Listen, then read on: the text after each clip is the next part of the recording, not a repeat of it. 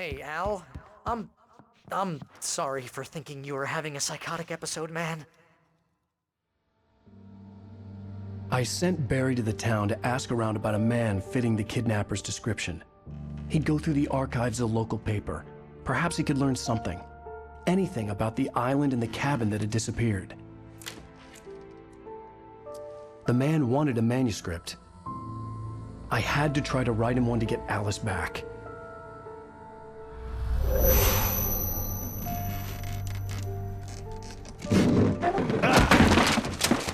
For me, the supernatural had always been nothing but a metaphor for the human psyche, a tool to use in writing fiction. Now, it was happening for real, and I couldn't put a single word on paper.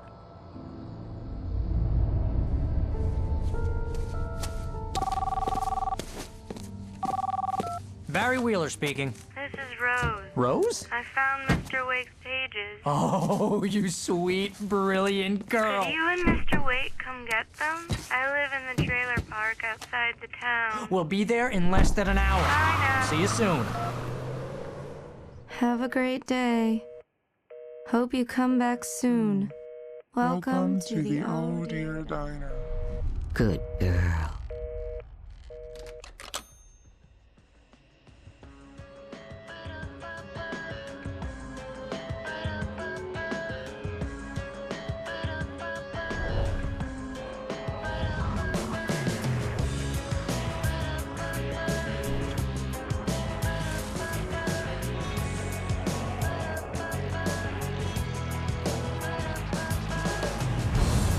Come here.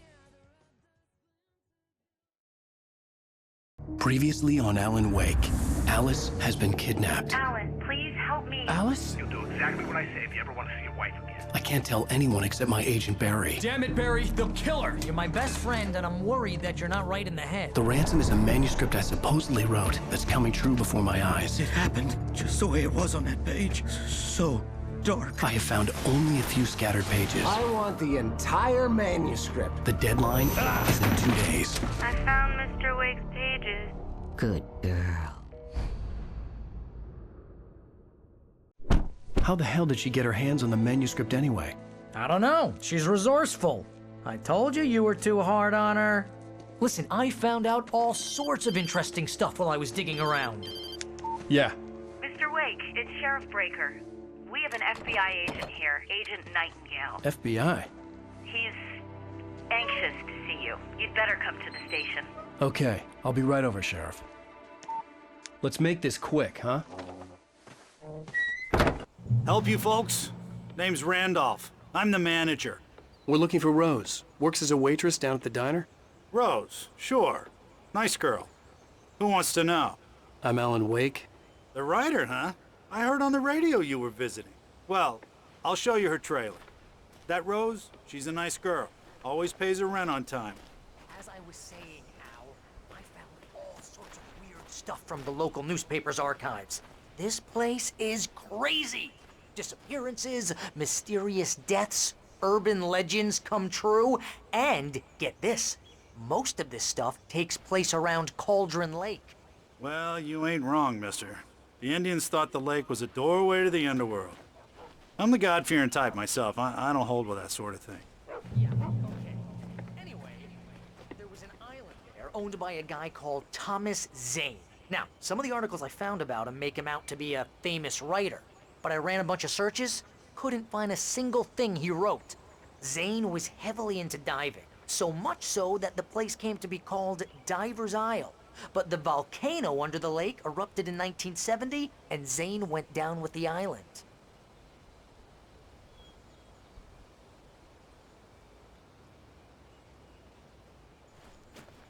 Come on, mister. I'll take you to Rose's trailer.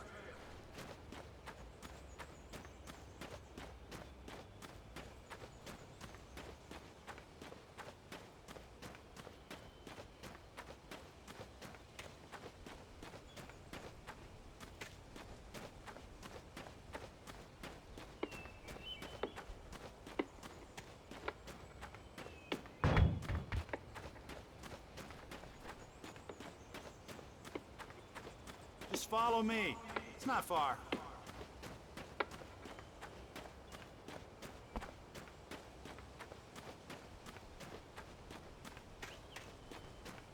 Listen, I got things to do. This place don't run itself.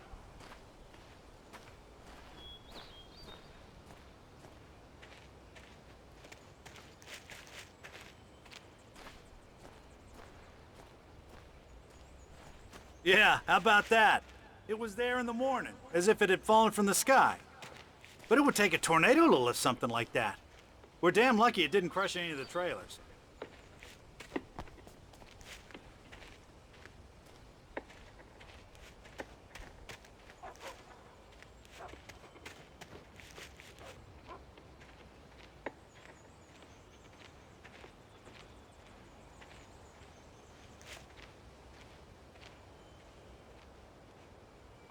Gets better. A local girl, Barbara Jagger, drowned in Cauldron Lake just a week earlier. They were lovers. Sure, Jagger's a local spook story. The Scratching Hag. Comes for you in the dark. Childish stuff like that. Anyway, Al, I'm just getting to the best part. All of the articles about this stuff were written by Cynthia Weaver. I asked around, and she's that crazy bag lady you met. What, the lamp lady? She can be a little loopy, but she's not homeless or anything. Yeah, anyway, she knew both Jagger and Zane before they both died, and she had some kind of a breakdown.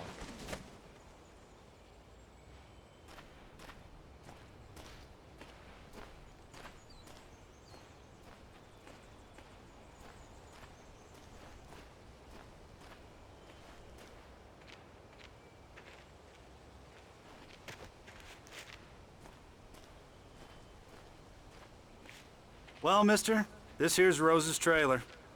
You mind me asking what you want with her? We're just here to talk to her, pal.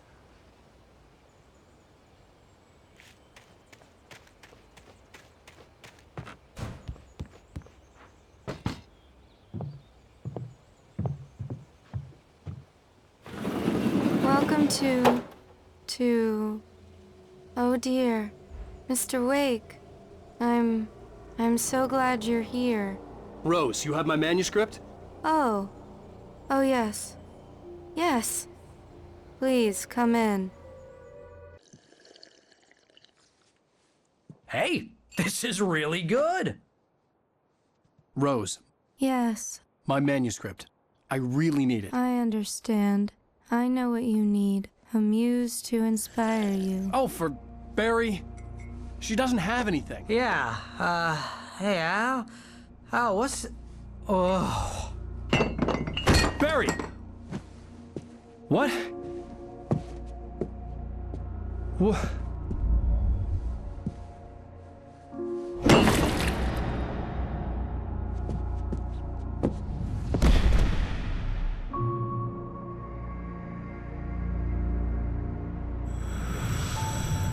It's coming for you, hiding in my barber's skin. I'm too weak to stop it. You must turn the lights on. I promised I'd come visit you and your lovely wife. You must finish what you started. I insist. You must turn the lights on. Turn the light on. Back to work, boy.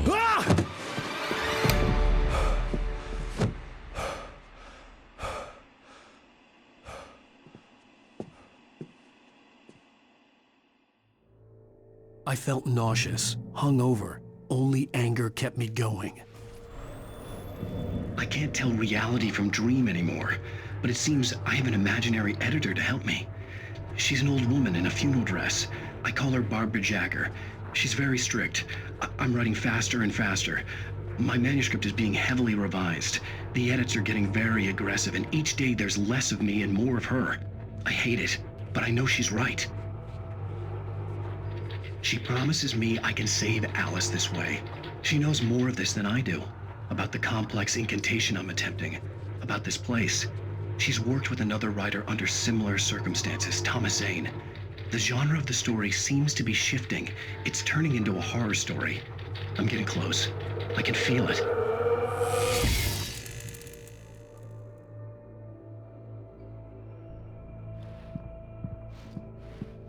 Rose took a day from me. I had less than 12 hours left to meet the kidnapper. All I could do was get Barry into the car, work something out once I got on the road. Welcome to the Oh Dear Diner. What can I get you today?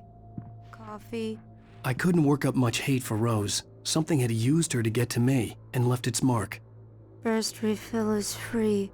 Milk and sugar on the counter there. Would you like to hear today's specials? Thank you. A nice day. Come back soon. Barry was out of it. He was way too heavy to carry. Right. I deserve more money. I'm so handsome. My gun and flashlight were gone. I'd have to find a way to get Barry into the car as quickly as possible. There was no time to waste. Mr. Randolph liked Rose. That little smile she had. How she was still sweet when life had tried so hard to make her bitter. It wasn't any of his business what she did in her trailer. But those strangers, the writer and his smart-ass sidekick, looked like trouble. And they'd been in there for hours, way past her normal bedtime. He reached for the phone and called the sheriff's station.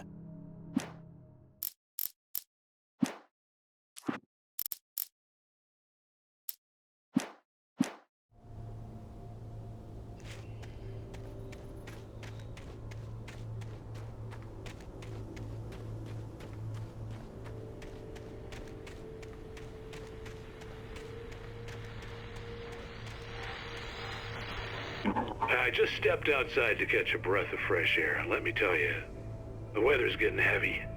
Nights like this make me especially glad I'm here talking to you and not home in bed. Once the weather takes a turn like this, I can't sleep at all. It's all tangled bed sheets and dark thoughts, punctuated by the occasional plunge into nightmare. Is it just me? Well, perhaps it is. But I hope I can make the night a little bit easier to get through. Caller, you're on KBF FM. Hey, Pat, it's Walt Snyder. What's on your mind, Walt? Well, I ain't the way you are, but, I can't sleep either, you know? I just been staring out the window here, trying to make sense of it all, but, I ain't been drinking either, you know, I just... Well, you sound like a man with a problem, Walt. I had argument with Danny, and, then I got in trouble with the law, and, I'm just, I heard something like that, Walt. Yeah, well, Danny's my best friend, and, they let me out on bail today, and now I'm just alone here at the window, waiting, man, and there's something in the air tonight, man. I was just outside looking up at the sky above our broadcast tower thinking the same thing. What are you waiting for, Walt? I don't know. Something's gonna happen. I think I better go. Well, Walt, maybe... No, thanks, Pat. Well, good luck to you, Walt. Hang in there. Let's take a little break, folks. This weather's really something else, huh? How can I be sure you'll walk away?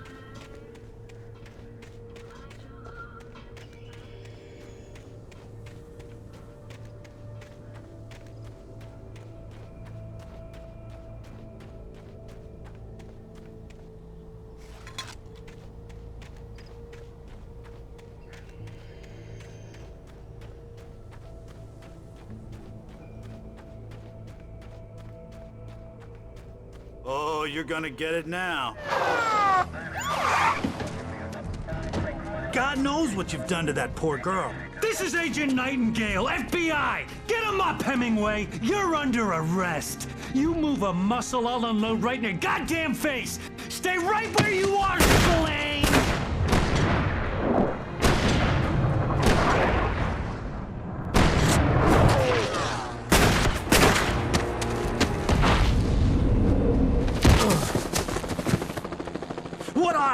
I'm standing right here, you goddamn maniac!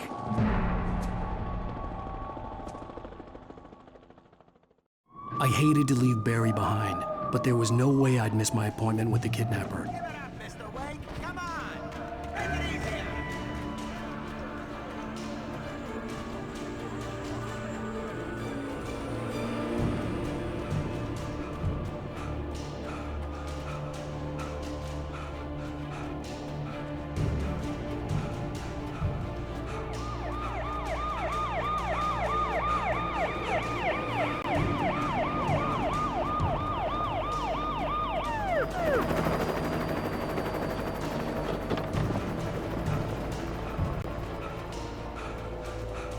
Stop running! We have the suspect in sight! Okay, man. Keep your eyes Oh, damn.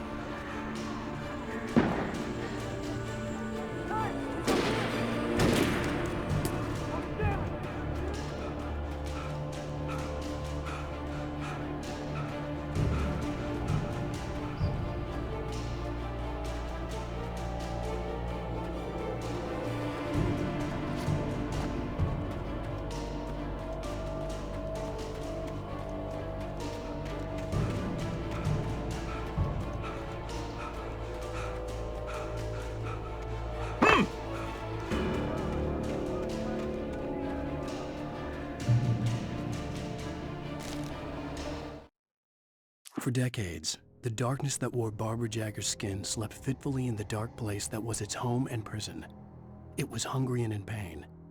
It dreamed of its nights of glory when the poet's writing had called it from the depths and given it a brief, terrible taste of power and freedom. The rock stars had stirred it from the deep sleep the poet had sunk it back to in the end. When it sensed the writer on the ferry, it opened its eyes.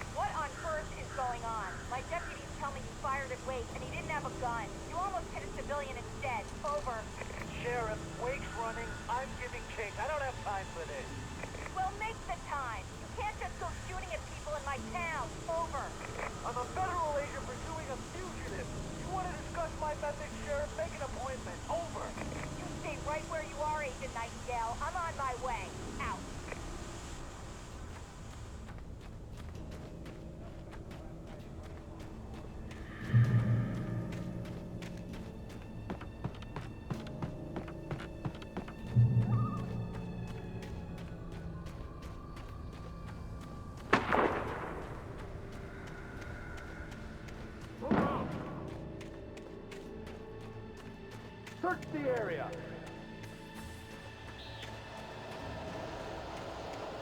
Stay sharp. This way.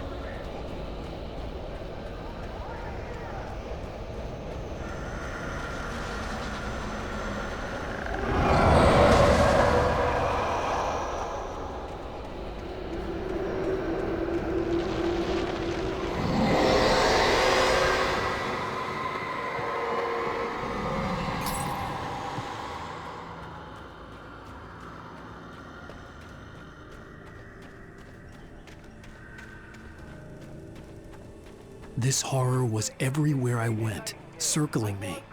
The cops didn't stand a chance. They were after a writer, not a monster. Are you kidding? I mean, have you seen this guy? He wears a tweed jacket. Over. He's the guy we're chasing. If it's not him, who then? Bigfoot? Over. I don't know yet, but I'm not in the habit of jumping to conclusions. That tends to come back and bite you in the ass. Out.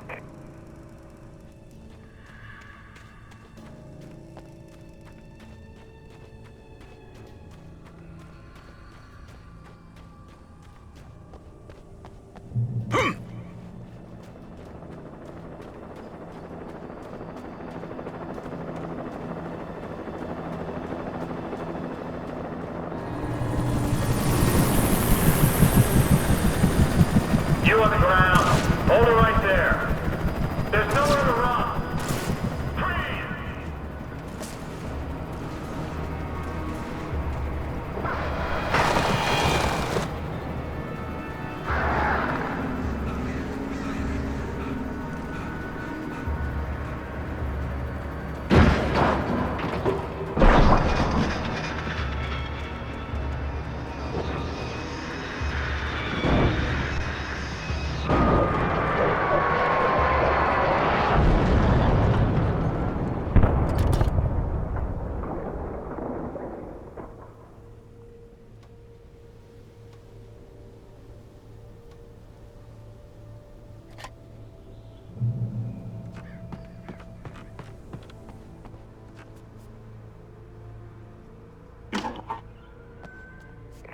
This is James. Mulligan, Thornton, come in. Over.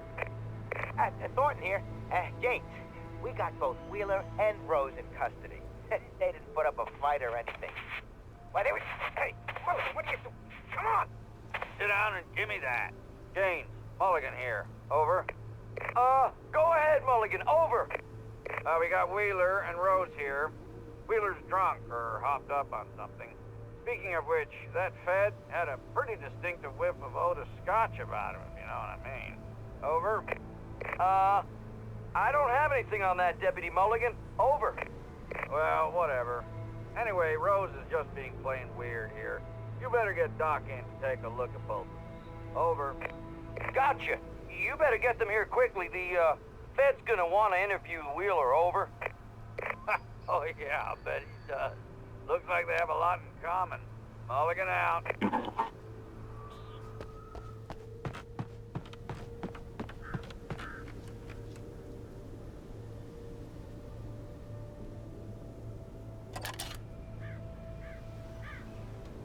I could see the lights of the radio station in the distance.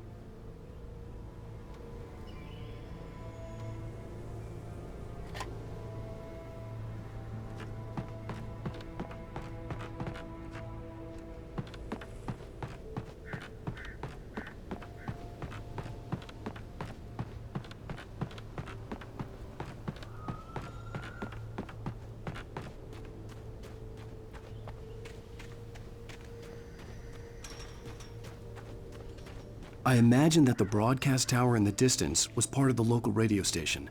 Maine seemed like a decent guy. Perhaps he could give me directions to the coal mine.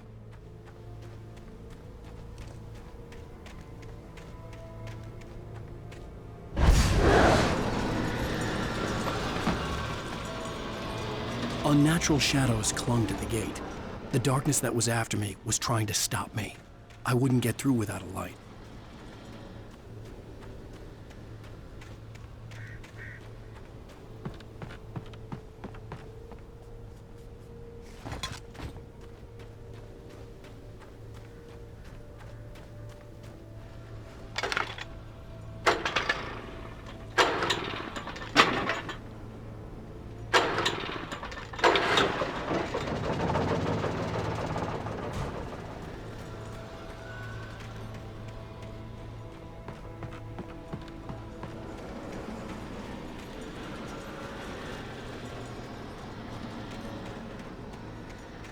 The old generator conked out. I'd have to see if I could fix it and try again.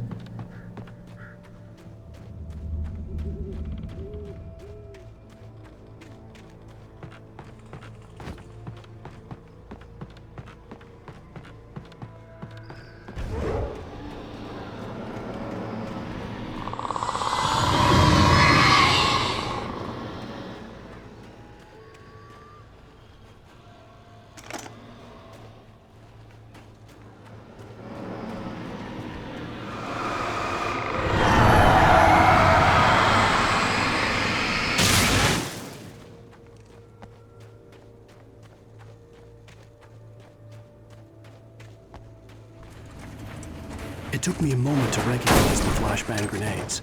They were an ideal weapon for my situation. Team 1, come in. Over.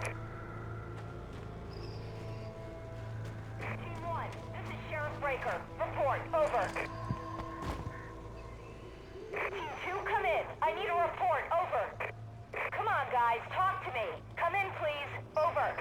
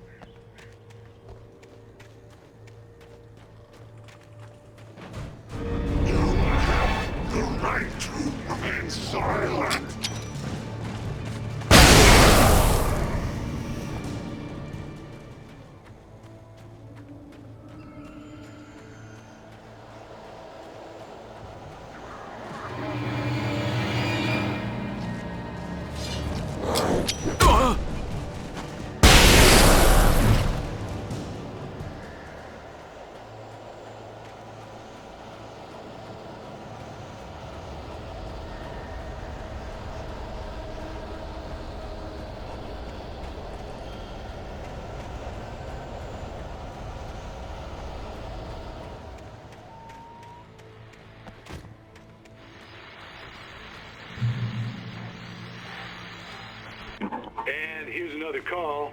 You're on KBFFM with Pat Maine. It's Milt Peabody, Pat.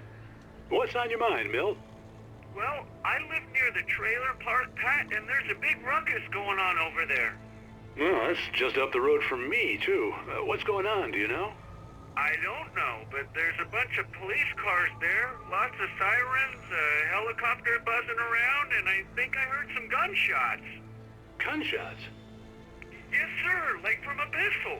So can you find out what's going on? Because it's just next door and they're popping off guns there. They're still shooting? No, it was maybe 10, 15 minutes ago. It sounds serious, Pat. I'm telling you, it don't sound like no party.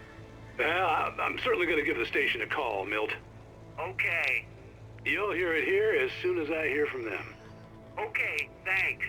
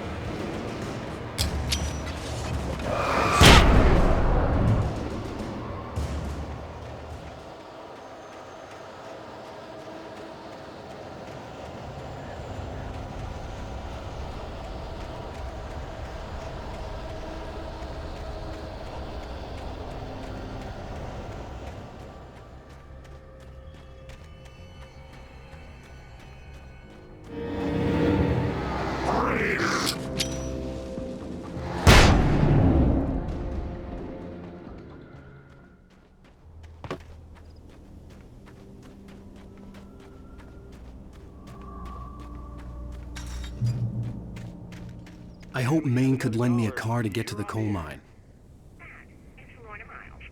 Oh, why, hello, Lorna. What do you have for us?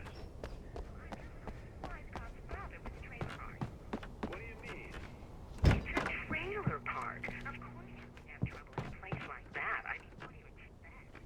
The sheriff should be helping us normal citizens instead of wasting resources on those people. Well, Residents sort themselves out. I'm sorry, but my granddaddy settled in Bright Falls in 1911. well, thank you very much for that compassionate viewpoint, Lorna.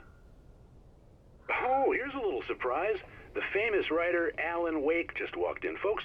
I'm going to see if I can talk him into an interview. Come on in, Mr. Wake. Oh, I'm so glad you could find the time to do this, Mr. Wake.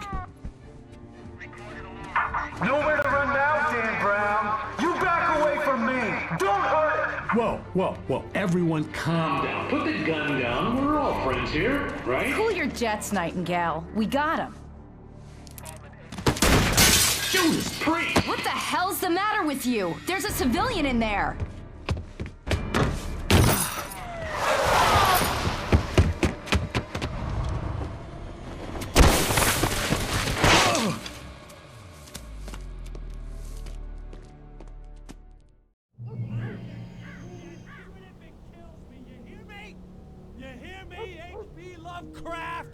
I had fallen off so many cliffs it was ridiculous. That's what you get for naming a book The Sudden Stop. It was probably good I hadn't had the chance to tell Maine where I was going. I'd have to lose the cops and find my own way to the mine.